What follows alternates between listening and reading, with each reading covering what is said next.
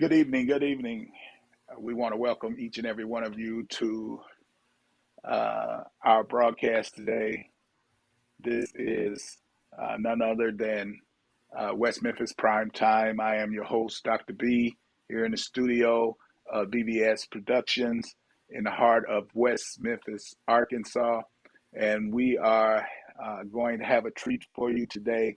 We have an author of this awesome book. This book, we're going to discuss this book. It says Black and White. So we are going to discuss that today.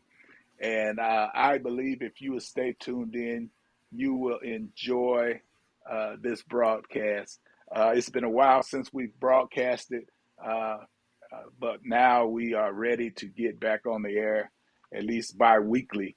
And I believe that this broadcast is going to be so power packed that we're going to have to do two segments. So we're going to bring in our guest. Our guest today is none other than Charles Holly. Tell us a little bit about yourself, about what made you to decide to become an author. Dr. B, thank you so much. And I am just blessed to be here on Memphis Prime Time with you tonight. So, just a little bit about me. I'm just a country boy from North Alabama. That's what I tell everybody. Mhm. I'm the youngest of 17. Yes, that's right, 17 kids. I don't know if you're Mhm. from a big family or not, but I'm the youngest of 17 children. Grew up right here in Huntsville, Alabama. We were dirt poor. My father was a sharecropper farmer. My mother was a maid. So, we grew up picking cotton, working around on the farm with chickens and hogs and pigs. And so we were dirt poor, but I grew up in the middle of 1960s, and Wow. that was Yeah. when the civil rights era was Right. alive Right. uh, and well. And so I got to see some of the Hmm. really, really bad side Hmm. of race. When we talk about the Birmingham bombings and all that, Right. those things hit close to home with me. Hmm. So we grew up through all that time, and I experienced a whole lot of bad things, racial things, Right. but I also experienced some good things as Hmm. well. But what made me really start writing was my son died. I had a 13-year-old son, no major health issues. He was Hmm. playing basketball one day, dribbling down the court, running down the court, and he suddenly collapsed, Wow. fell to the floor, and Hmm. minutes later, he passed away. Hmm. And so the autopsy results revealed that he had a very rare heart condition. Wow. But myself and my wife and my 8-year-old daughter Hmm. fell into deep, dark depression. And everyone communicates their hurt in their own way. Right. Hmm. Um, I could not talk about my hurt, but I could write about it. And Right. that's when I started writing, and I started sending out these little things every Wednesday, just these little thoughts every Wednesday. I call them hump days. Just these little thoughts about what we were going through, but I was trying to express hope. And I got so many replies, so many positive responses from that. Hmm. And so I ended up writing then about my son's death. And the title of the book was When Flowers Fade. And I did not realize that that book would be so popular. It did so well. And we got so much feedback from it, from all kinds of people who had been going through depression, you know. Hmm. And so from there, I just kept writing. I love to encourage people. I love to challenge people. I love to inspire people. And so from there, that's how my book writing career started. Hmm. And but this latest book that you mentioned there, this latest book, what drove me to write this book was what happened on national television in front of millions of people, the murdering of George Floyd. when that happened, that really affected me Mm-hmm. deeply because I thought I had gotten rid of a whole lot of anger, a whole lot of hatred that I had grown up with. But when I saw that, all of that anger and all that hatred and all that hurt just came flooding back. You know? Mm-hmm. And if I was still dealing with it, I knew that a whole lot of other people are probably dealing with it as well. Right. So I wrote this book to try and bring about some racial healing. And so far, I'm just shocked at how well this book is doing. This book won an international award. International award. It came in second in a contest that's called the Book Fest. And the Book Fest is an international contest that draws authors from around the world. And this year, spring of 2020, they had a contest, Mm-hmm. and somewhere around 350 authors from all over the world were sending in their works. And this book got chosen second in the category of social sciences. So what a huge blessing. What a huge honor. So somebody must like it. So, Right.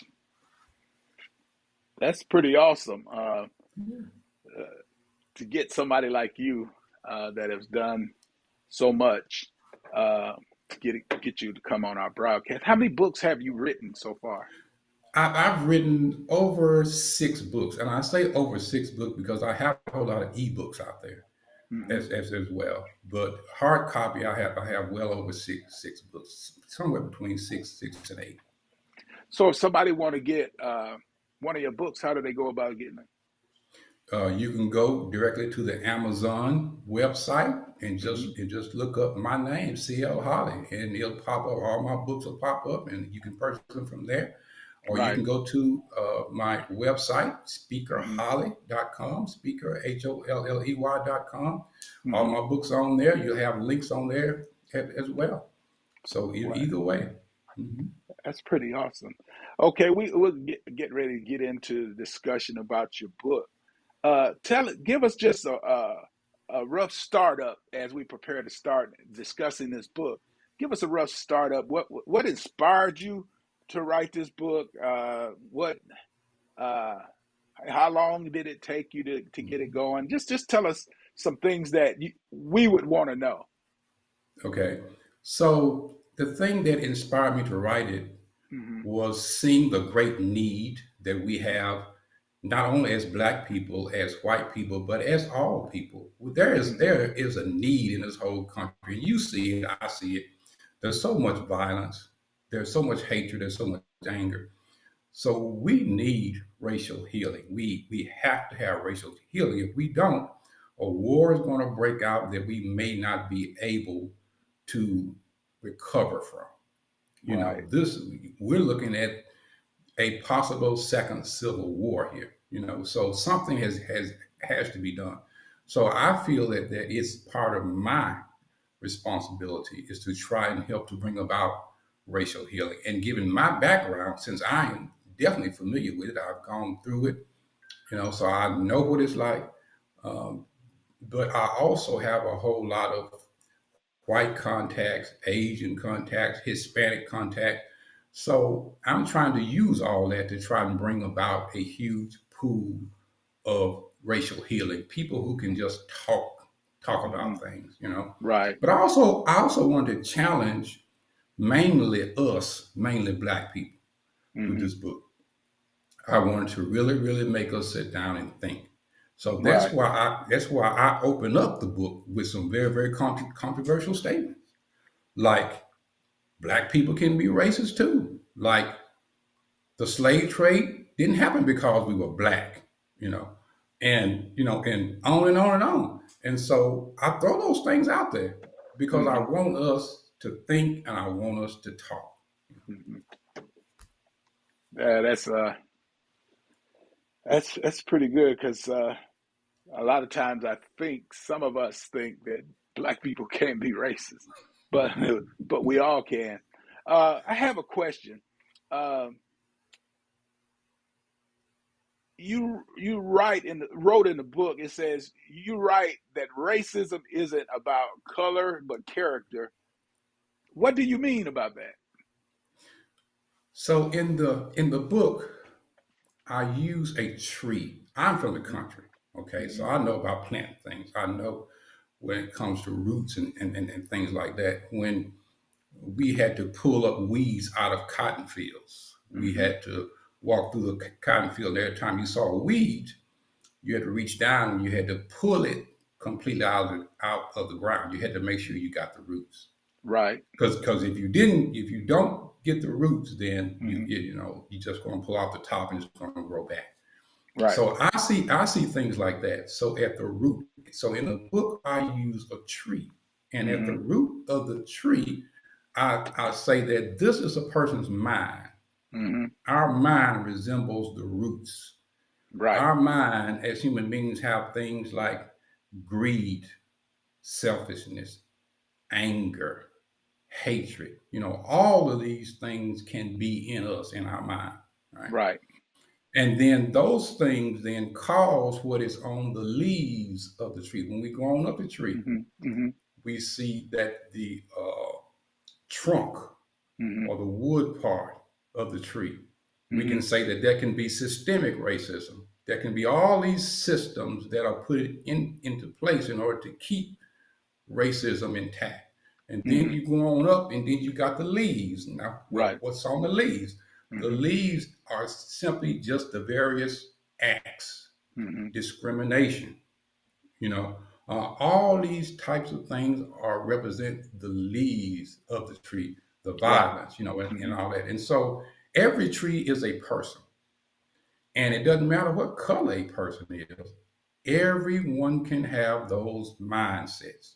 Right. That's why I say that Black people can be and often are. I have met some, I have people in my family. Believe me, I Right. have a huge family, huge family. And I have people in my family who are racist in that they do not believe that white people and black people should ever Mm-hmm. date, they shouldn't marry, and Mm-hmm. things like that. So it's true. Mm-hmm. All of us can be racist. Racist. We can have racist mindsets.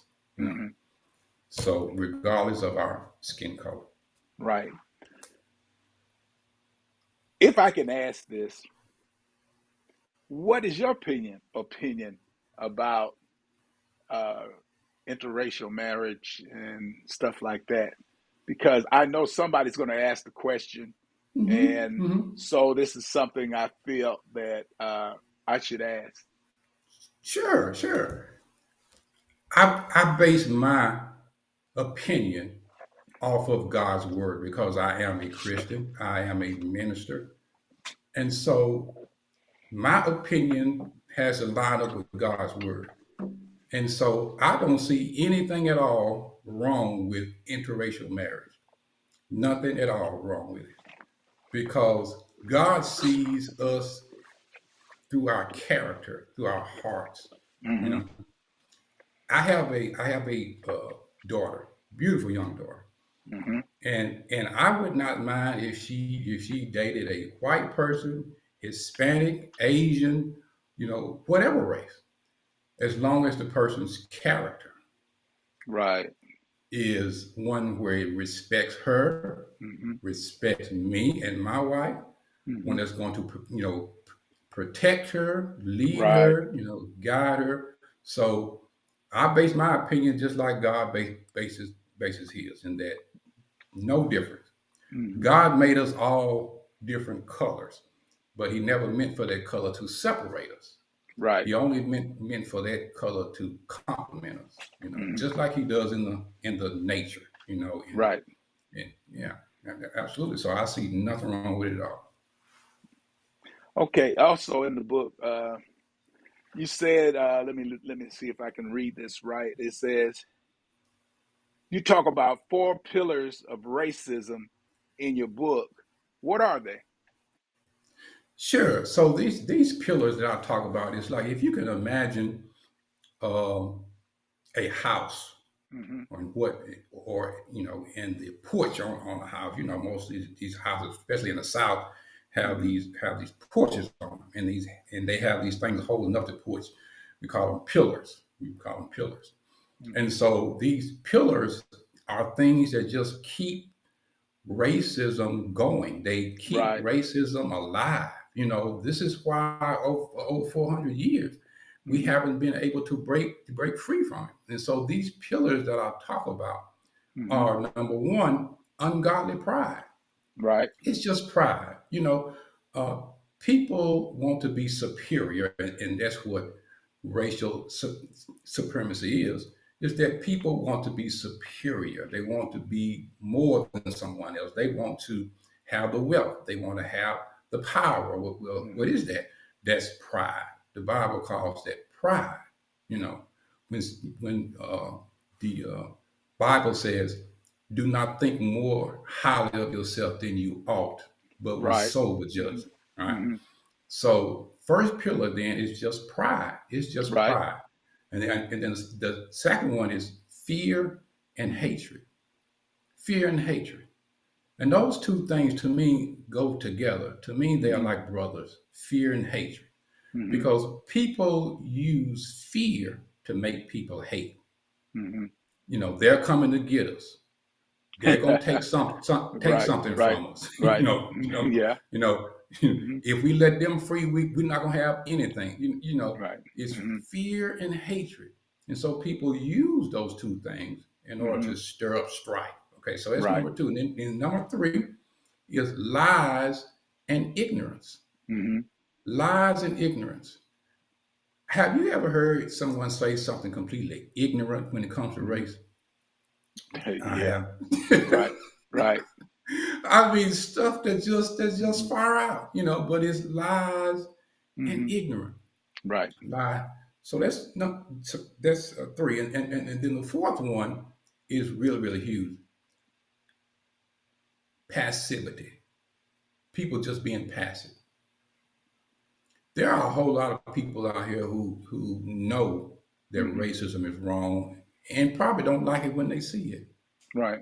but they won't do anything about it Why you think that is? because they don't want to risk their position. Mm-hmm. They got it pretty good, you know, and they don't want to risk losing their status, Mm-hmm. their wealth, their possessions, their position among their so-called friends. Mm-hmm. And so rather than to risk any of that, they'll just turn their head or they'll just cover up their face, they'll just pretend that they don't see it. Right. And that's just being passive. So those are the four things that I talk about. And I see it all the time. I got to ask this because I see this, and I see this all the time. We talk about racism now. Sometimes I believe there's racism between light-skinned Black African Americans and dark-skinned African Americans. Can you kind of explain that to us and where you think that may have come from? Absolutely. Absolutely, I do. Yeah. Absolutely. In fact, I tell a story in the book. In Hmm. fact, I write a whole chapter on white challenges and black challenges. And one of the black challenges I give is to acknowledge that there is racism among us, Hmm. among light skin, among dark skin, among us in general. I mean, and Right. I tell a story in that book to actually illustrate that, a true story that happened Hmm. to a friend of mine who happens to be a black business owner. I tell a story about another black manager discriminated against my friend who is a black business owner. And so, Hmm. yes, absolutely. And it did not start with the slave trade. Unfortunately, we can't blame it on the slave trade. So it started We before then. before then, Ah. we can go back thousands of years ago Hmm. with the ancient black civilizations Hmm. that ruled the So you, Kushnites. so you The telling me, Kushnites. You know, go. Timothy, we we can't blame this on the white folks. No, absolutely not. Okay. Absolutely not. We could go all the way back to ancient black kingdom, brother. Egypt, in the Bible, Exodus, the Right. Egyptians in the Bible were black. They were Right. black. Right. A And lot of people so, don't and know that so, now. yeah, Yeah. absolutely. A lot of people don't know Absolutely. that. You're absolutely right. The Kush ancient kingdom Hmm. conquered black people, but they also conquered white people as well. Hmm. But they also enslaved them both, black and white. And Right. so, we've had this issue between us for thousands of years Right. before the slave trade came. So, the slave trade still gave some of us opportunities at wealth Hmm. and power, and we Right. took that as opposed to helping our brothers and sisters who look Right. like us. You know, Hmm. Sure did, sure did. Wow. hmm That's Yeah, I bet for some people that's an eye opener, and I hmm bet for some people they don't want to believe it. So right. sometimes we get in denial. We want to think it. hmm We look at to blame other folks, and then Yeah. sometimes it's within our own. You know, hmm so hmm it's kind of interesting. Uh, it's something else I read. It says some some popular black authors say blacks cannot be racist, yet you say they can. Why? Well, some authors say that because they base racism on power. Right. Okay, and they say that the group that owns the power, Hmm. okay, is only the group that's in a position to be racist. Hmm. And so they say, therefore, since black people and most people of color are not in position of power, then it's impossible for them to be racist. So Right. they base their whole thought process off of who has what. Right. I base mine off of who thinks what. Right. Now, when I was young, we Hmm. lived in this neighborhood where they were white people lived Hmm. among us because they were just as poor as we were. I mean, Right. they worked out in the same field, picked the same cotton, and Right. everything. And some of them were racist. They were dead out racist, but Hmm. they were poor. They had no power. Right. They had no offices. They Hmm. had no money. They Hmm. couldn't do anything to us as far as power. But Right. what they could do was string us up and hang us, because that don't Yeah. cost nothing. Yeah. Yeah. A rope. That's all. A That's rope. all. Yeah. You see, Hmm. so it has nothing to do with power. Right. That's why I based the whole book on character. Hmm. It's about us. It is about us. A racist can be poor, or a racist can be middle class, or a racist can be rich. It Hmm. don't really matter. If you got that mindset, it doesn't matter what you have. The Right. Bible, the Bible says, as a man thinketh Right. in his heart, Hmm. so is he. Hmm. So that's where we differ. Is I Hmm. talk about character, they talk about possessions. You know. Right. Let me ask this, because I know somebody's going to think this. What do you want people to get out of the book? I want them to do a thorough self-examination. Hmm. And I even say that in the book. I have 4 points, four Right. things I want to happen. And the fourth thing is I want people to examine themselves, Hmm. truly examine themselves, and ask this question: Have do I have any racist thoughts Hmm. or any racist ways about me? And Hmm. if I do, what do I need to do to get rid of it? Right. That's the main thing, because in the end, as I write, I can't change you, Dr. B, Hmm. and you can't change me. Hmm. And I think what we're spending a whole lot of time doing, too much time doing rather, is trying to change other people. Right. We're either trying to point out who the races are, Hmm. or we just trying to attack people, Right. you know. So I can't change anyone else. No one else can change me. But Hmm. you and I can both look at our own lives and we can examine ourselves and Right. we can say, I need to get better at X, Y, or Z. So And we need to work on ourselves. right, absolutely. Okay. Absolutely. Mhm. Absolutely. That's the only person that we can change in the end is us. Okay. Something else you talked about in the book. Let me look at this. It says you talk about racial healing and unity. In your opinion, what are the two of the important ingredients to Mhm. promote racial healing and unity? Wow, that's a Now great that's question. a big one. Now that's a big one. It's a big one. That's a great question, Dr. B. That's, that, Believe it or not, Dr. B, some folks don't want healing right now. right. I even heard a black person say that on Mm-hmm. national television when I was watching this certain broadcast. Mm-hmm. They was talking to this black person and they had gone through something very traumatic. The whole town had gone through it. The Mm-hmm. town had been attacked. And this black person said, but we don't want to talk about healing right now. Right. And I thought, wow, okay, that's not good because you can't get justice without getting healing. Exactly. Um, we can pass laws all day long, Dr. B, Mm-hmm. and it's a good thing to have a civil rights act and so forth and so forth. But people are going to find ways around things that they don't want to do. Right. And so that's why it's so important that we have to have true racial healing. And what that Mm-hmm. means is we got to tell the truth.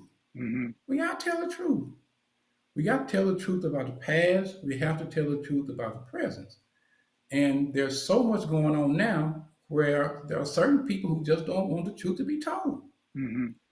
And they don't want people to learn, and so they are beginning to ban, Mm-hmm.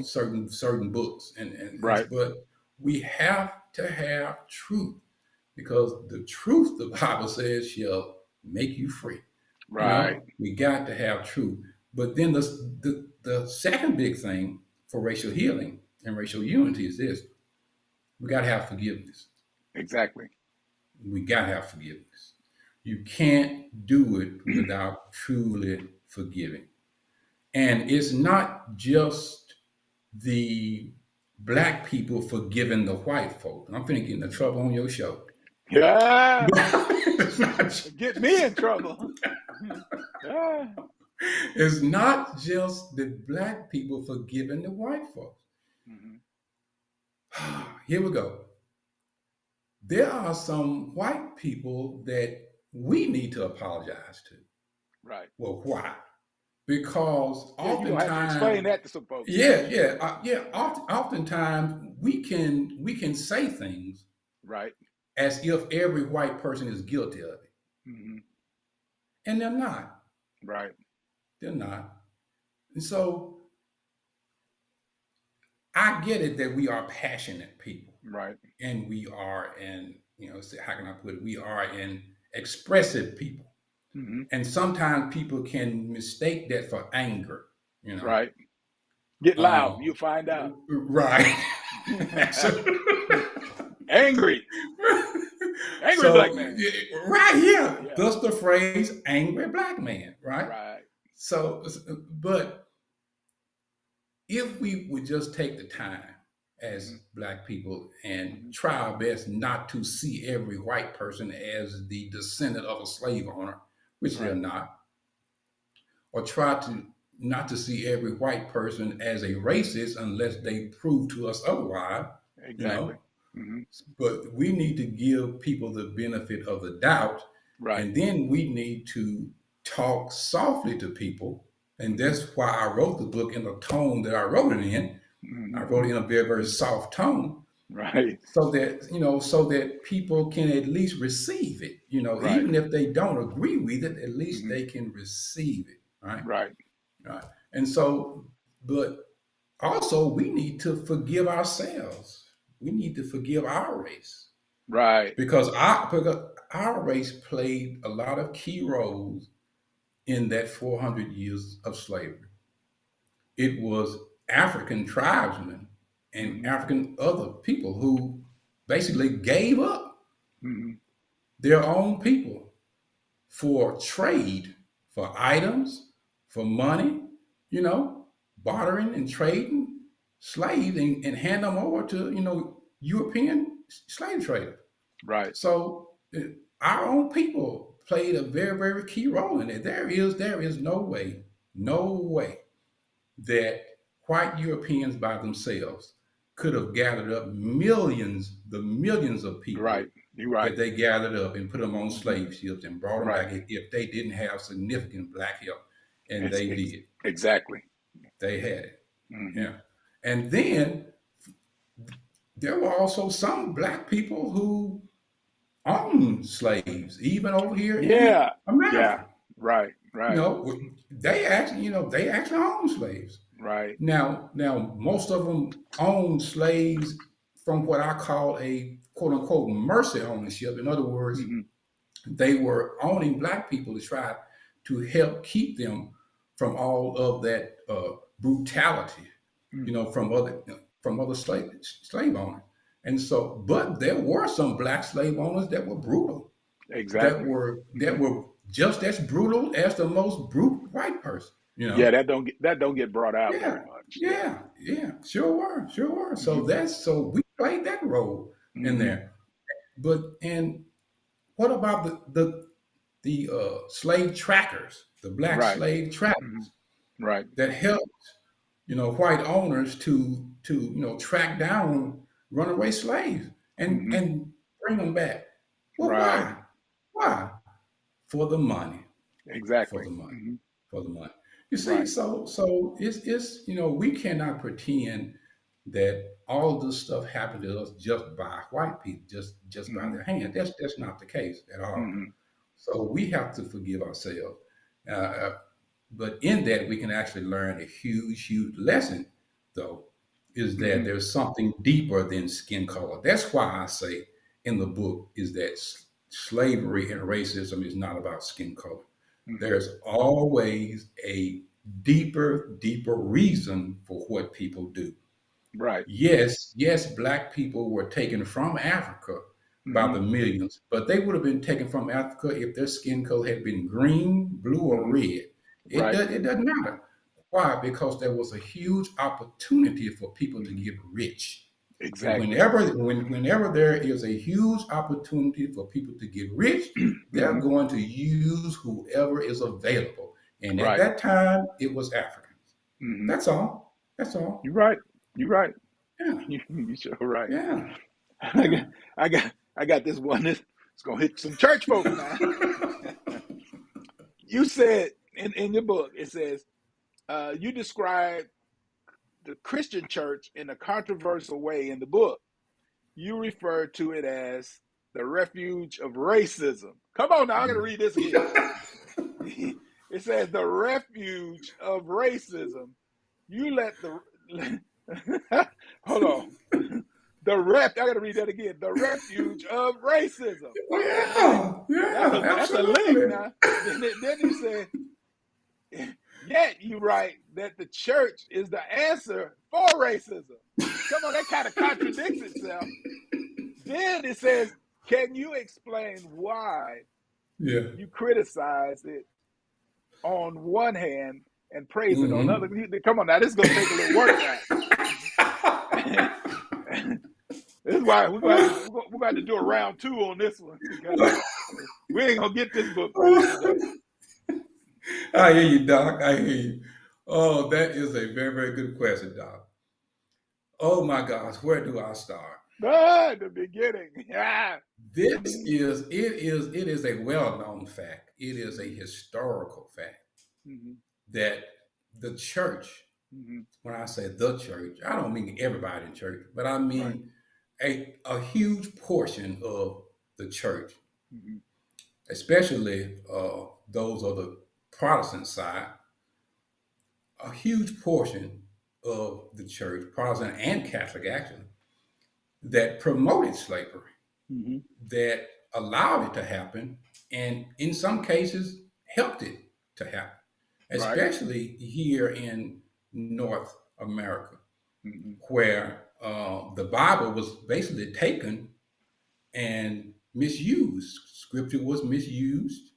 The so-called curse of Ham, you know, was used to say that black people were destined to be slaves, that God wanted Right. them to be slaves, you Hmm. know. So a lot of that type of misinformation and flat out lies was promoted by church folk, Wow. especially in the South. In Right. fact, the Southern church built the whole South upon that. Right. Just read the Confederate Constitution. You'll Hmm. understand. It Hmm. says it all that we have to say. The whole southern portion at that time was built upon what they said was white supremacy, was Right. that they were superior to blacks and that blacks were meant to be slaves. And they were using Bible scripture Right. wrongly to Hmm. justify that. The church played a key role in keeping slavery going and making slavery flourish. They played a key role. Pastors, preachers, church folks, they played a key role in it. It's well documented. There's no way that we can get out of that. It's well documented. That's why the Civil War happened. You know, it, is that the church had made slavery such an important part of their whole society You that they said a church? feared. Yes, yes, yes. The church, uh, you know, why do we think we had so many church splits? Why do we have so many black denominations and white Right. denominations? Go back in history. Go back in Hmm. history. They split. They Right. split. Why? Because they were white congregants who felt that black congregants were not their equal, and they Right. couldn't pray together. They couldn't worship together. They had to sit somewhere else in the other part of the church. So black people got tired of it, and they left and formed their own denomination. But Now, they kept that denominational name. so is that where the So balconies came from in the church? They put the blacks up in the absolutely, balcony. absolutely, Okay. absolutely, absolutely, That's why. absolutely. I'm gonna tell you a truth. I'm gonna tell you the truth. That's why I don't like today to go sit up in a balcony. I, I've done it a couple of times. I've done it here lately because I got to church late. But I don't like sitting in the balcony for that reason. Absolutely, Yeah. absolutely, yes. But what it was. But Doc, that was circulated. That mindset, though, that mindset of superiority, Right. caused all those divisions and ended up having black congregations and white congregations. But it did so much damage, though, Doc, until it's still affecting us today. Right. We still have not gotten over it. So it boils down to people in the church or who call themselves people of God who did not want to follow Bible. They were more interested in wealth, power, prestige. Hmm. So that's why I say the church was a refuge. A refuge, of course, is a place where people feel safe. Right. And racists felt safe in the church. In fact, in the 1920s, 1930s, some white churches would actually invite the Ku Klux Klan in robe to come to church and took pictures, you know. So it's like inviting something that God does not like into the church.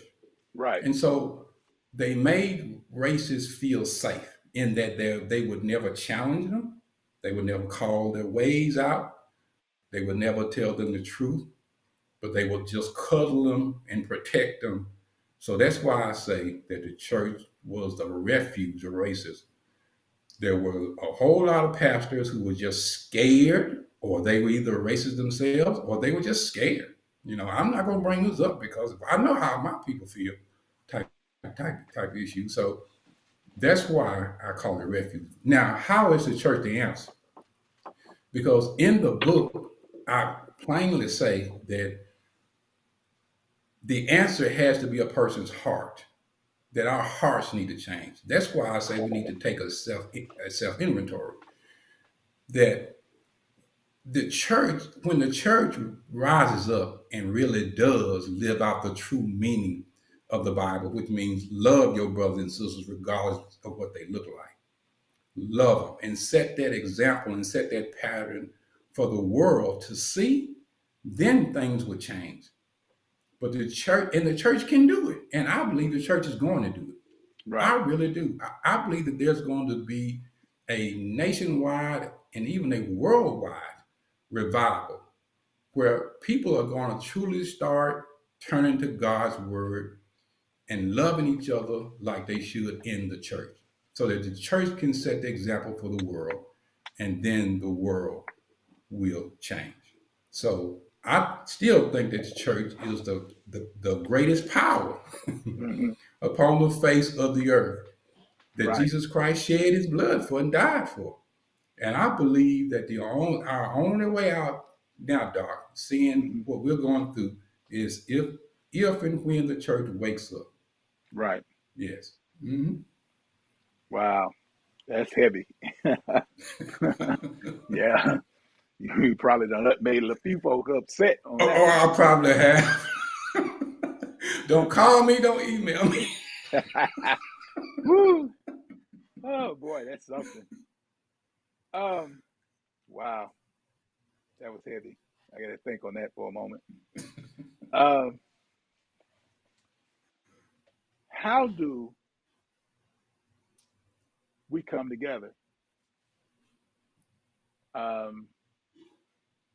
It's something you hear all the time, but it's something that we need to know. How do we bring Hmm. folks together and Right. settle our differences? Hmm. Do Hmm. you have any answers for that? Yes, absolutely, absolutely. Okay. Look, I talk in a book about the value of listening, Hmm.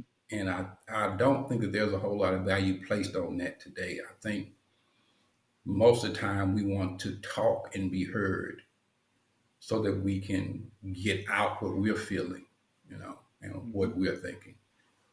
But I think very little time is spent on listening. And I talk in the book about how important it is just to listen. Listen. Just listen and think. And don't feel so pressed to respond. We don't have to respond immediately if we don't have anything. Let's just think about it for a second. Hmm. Because we're not going to all see things alike. We were True. That's raised true. different. We have Right. different cultures. We have Hmm. different backgrounds. We have different beliefs. Right. We are all not going to see things the same way. Right. But we can agree to not do our brothers and our sisters harm just Hmm. because we don't agree with them. You Right. know, I got taught a real big lesson, Dr. B. Uh, I was shown my bias. I didn't even realize I had it, but it was a white guy who had a big rebel flag across the back of his truck Right. that showed me my bias. Okay, so let me tell you, this guy I worked with a long time ago. This Hmm. is many years So ago. this is somebody you knew.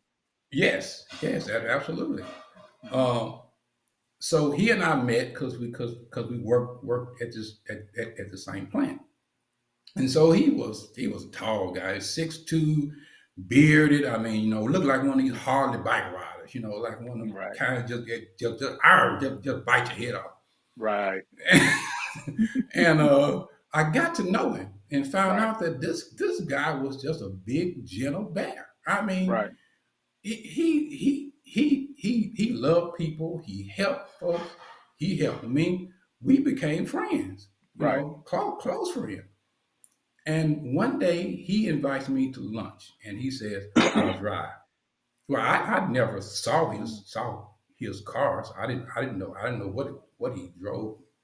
So we walked outside and we started walking toward what appeared to be his truck because he walking to it. And I looked at the back of the truck and this huge rebel flag across the back window. I stopped walking and I pointed the flag and I said, "Hey man, what's that?" And he looked at me like he was puzzled and he was like, "What's what?" And I said, "What's that flag on the back of your truck?" He said, "That's a flag." Like, why are you asking me that? And Right. so I walked, got in the truck, and on the way there, I started talking to him about what that rebel flag means to black folk, the history behind it, what it meant to me, all Right. through lunch, Dr. B. I was sitting there talking to him, explaining to him, and he just sitting there just listening. Okay. All the way back to work. And so I'm thinking, because he didn't really put up a huge fight, that he just didn't know. And that he was probably going to take it off. Well, Okay. well, Okay. yeah. And so he was like, "Nah, I hear you. I hear what you're saying, but you don't understand." And so he started talking to me about how he felt and why he drove around with that big old flag. Mhm. And so he and I kind of bumped heads, Right. about it. And so I just kind of backed off of him and I said, "I'm just going to watch this man. I'm just going to see who he really is." And so a Right. few weeks, I just watched him. I just watched him. I just watched him. Watch who he hung out with. Watch who he talked. Because I knew who the actual racists were. And Right. I just watched him. And he still proved to be the same old guy I thought he was. He's just a Right. genuinely good guy. And then one day he said this to me. Why you He don't say said, nothing? he said something to me that really changed my whole outlook though. He really did. He said, "Charlie," he said, uh, some people do use this flag to symbolize racism and hatred. And he said, "I think that that's absolutely wrong." You know, and he said everybody's ancestors have done something wrong. Right. Mine have, and your ancestors had too. And I went, "What? My ancestors?" He said, "Yeah, yeah." And he said, I know that we often think about Southerners at that time as just racist, but Hmm. they were more than that. They were more than what they believed about that. He said, "I hate that they had to put people through slavery, Right. you know, but they were more than just slave owners. They were husbands, they were fathers, they were neighbors. That wasn't all that there was to them. you Right. know. So we really should not judge them just based on that alone. Hmm. And he says, what they did was absolutely wrong, Right. but that's not all about who they were. You know. Right. Right. And I sat back, I got to thinking, and I said, Made you think, huh? yeah. And I was like, yeah, you know what? You're right, because I got a cousin Willie, and he stayed drunk all the time. But the thing about Willie is when you call him and say, "I need some help," he gonna be there. Right. He might be drunk and stumbling over, but he gonna be Right. there. Hmm. And I said, and so I would hate for somebody just to sum up Willie by saying Willie is just a drunkard, Right. but he's not. He's not. There's more to Willie than that. Made you look at it things You know? another angle, huh? Yeah, yeah, absolutely, absolutely. But I thought, now here was my bias showing, Dr. B. I thought that every white person who had that flag Right. was racist. And here I was talking to one who got a big old cross the back of his window. and ain't no racist. Right. Ain't no racist. You had And it I for thought, another reason. wow. Had it for another Wow. reason. I thought, Right. wow, wow. That's how we come together, Doc. We gotta Right. listen. We Well, gotta Doc, listen. we are getting to a point to where we need to kind of get ready to cut this segment off. No, no. And we can go about another 8 9 minutes, but we need to prepare for a second part because we ain't going to be able to get this done. This Absolutely. is too much, and the time just flew. Yeah, I didn't think it had been 52 minutes already, but it's been good. I want to ask you one other thing. Let me see which one was that. Let me see. It says, after reading your book, some people of color might ask, why would you, the son of a slave brought to Alabama from Virginia, actually defend white people in portions of your book? Oh yes. Oh, Doc, that is Why? a good question. Why? Why? Why? Why Folks you want to talking know. good about the man? Folks want to know.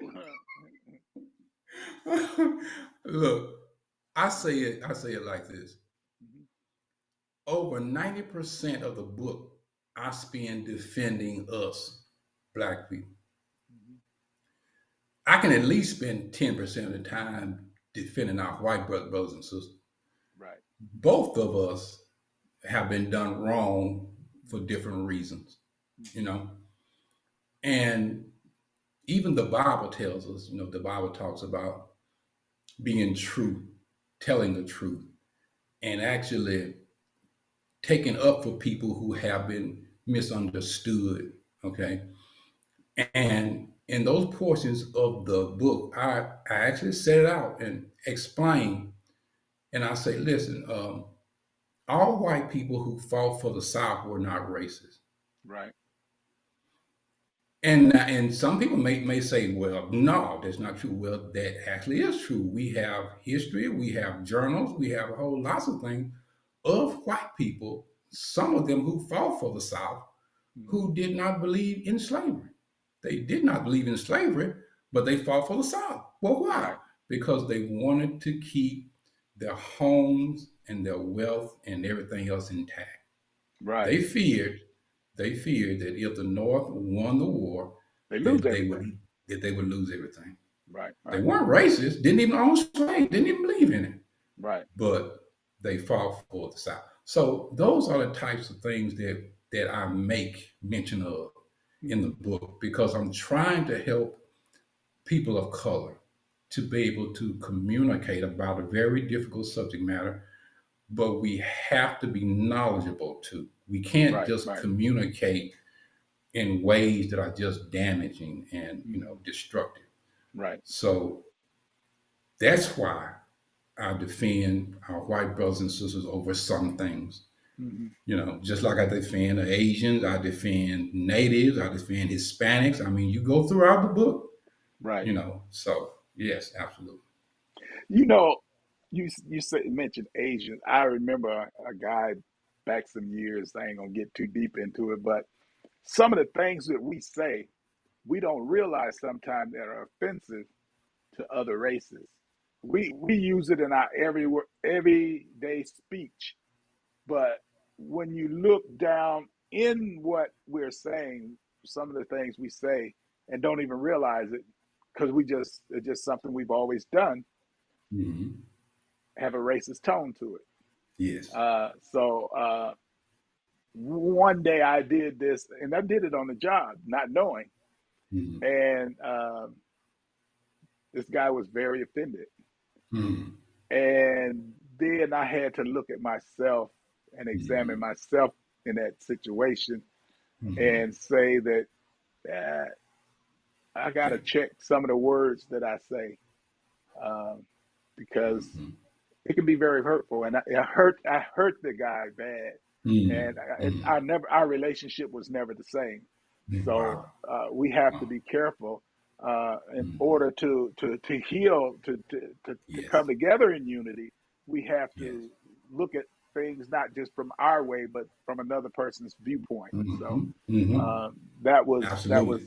very very eye opener for me Mm-hmm. in that Mm-hmm. situation, especially when Absolutely. he was a supervisor and I was a supervisor, and Mm-hmm. we supposed to be polished. We supposed to Right. not do Right. that. And Right. when I did that, and no matter Mm. how many times you apologize, it just Yeah. ain't enough.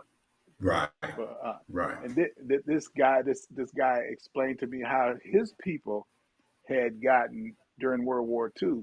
His Mm-hmm. his mother and father had got put in a camp Yes. In Yes. Little Rock, Yes. and Yes. so Mm-hmm. I didn't know this. I Yes. had never heard of this, and Yes. so we gotta not only look at our shoes, but we got to look at the shoes other Mm-hmm. people wear, so to make sure that we're not Exactly. offensive. So uh, Mm-hmm. that's why I was liking this book so much, because Mm-hmm. if we would really intake the information, it could help us to Yes. come together in unity. So Yes. yeah, Yes. Yes. Yes. It's not just our job to educate the world about us. right, We must become educated about other people too. exactly, Because they exactly, have gone through a whole lot right, of stuff. right. Yes, absolutely. Well, Hmm. we're gonna do this because we can't finish this. People will turn us off. uh, we need to set up a time to do a part two, and we'll discuss that after this is over, and come back and like I say, do a part two. I do want to let our listeners know something I forgot to do in the rush trying to get everything going. The title that I put on the broadcast is not correct. It says something about uh, Gary Tobar running for 30 District 34. I forgot to change it. So when I I'm go to not Gary. I know you're not Gary. So when we go to repeat this, which I'm going to air this again tonight, when it airs, it'll be corrected. So I just want to Good. apologize to our viewers and to you. So when we Thank come you. back on again, it'll be right, and I'll change that up on YouTube. So we'll get that corrected. But Appreciate that, Doc. we, I went to looking through something. I said, I messed up. Woo! But we want to get your final remarks for today, and then we'll discuss when we can come back. I'm hoping maybe we can do it next week. I Yeah. want this to be fresh in people's minds. I want people to talk about it. I gotta go. I gotta go on Amazon and buy a couple of books. I'm not gonna do like some folks. Hey, bro, give me a book. So I want to send you. So I'm gonna buy them. So I'm gonna buy a couple of books this week and give them to a couple of people that I think would be benefit from these. So Great. yeah, Awesome. just like I say, Awesome. go ahead, give us our final remarks. I ain't gonna ask you to close us in prayer or nothing. Give us our final remarks, and then we'll cut it, and we'll come back again. Hopefully, we can come back the same time next week. Yeah, that would be Okay. All great. right. Yeah. Black and Okay. White. The book title is Black and White Healing Racial Divide. Black and White Healing Racial Divide. Get your copy, please. You can go to our website at speakerholly.com. Speaker, HOLLEY.com. Speakerholly.com. Go out there. All my books are there. And if you're looking for a speaker, especially for Juneteenth or some other occasion, get in touch with me. Get in touch with me. I love speaking. I love sharing. I love inspiring. Thank you, Dr. B, for having me tonight. All right. You take care and be blessed. Thank you now.